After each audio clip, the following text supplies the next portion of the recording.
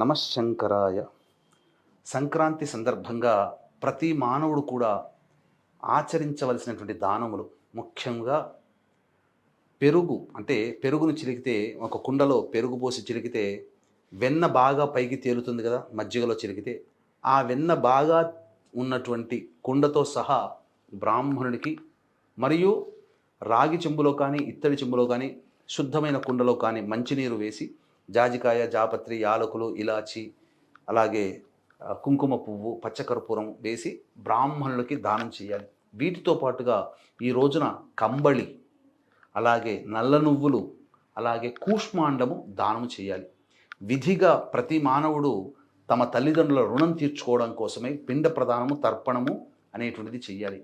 ఈ యొక్క కార్యక్రమాలు అవకాశం ఉండి చేసుకోలేకపోయినా, అవకాశం లేకపోయి ఎలాగో చేసుకోలేరు. కాబట్టి మీ తరపున మన పీఠం ఆధ్వర్యంలో సుప్రసిద్ధ మహిమాన్విత కాశీక్షేత్రంలో గంగా నదీ తీరములో బ్రాహ్మణుడి కర్తగా పెట్టి పిండ ప్రదానము, తర్పణాది కార్యక్రమాలు జరిపించడం జరుగుతుంది. జనవరి 15 సంక్రాంతి మరియు జనవరి 18 పుష్యమాసము అమావాస్య ఆదివారం కలిసి వచ్చిన రోజున, జనవరి 15 సంక్రాంతి రోజున, పుష్య అమావాస్య జనవరి 18 రోజున బ్రాహ్మణం కర్తగా పెట్టి పిండ ప్రదానం, తర్పణాది కార్యక్రమాలు చేయించడం జరుగుతుంది. అలాగే సర్వదోష నివారణ పూజలు, హోమాలలో భాగంగా జనవరి 18 సాయంకాలం 7 గంటలకి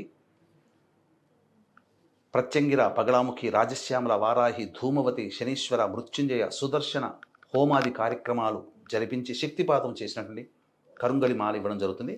స్క్రీన్పై కనిపిస్తున్నటువంటి నెంబర్కి కాంటాక్ట్ చేసి మీ గోత్రనామాదులు నమోదు చేసుకోవచ్చు.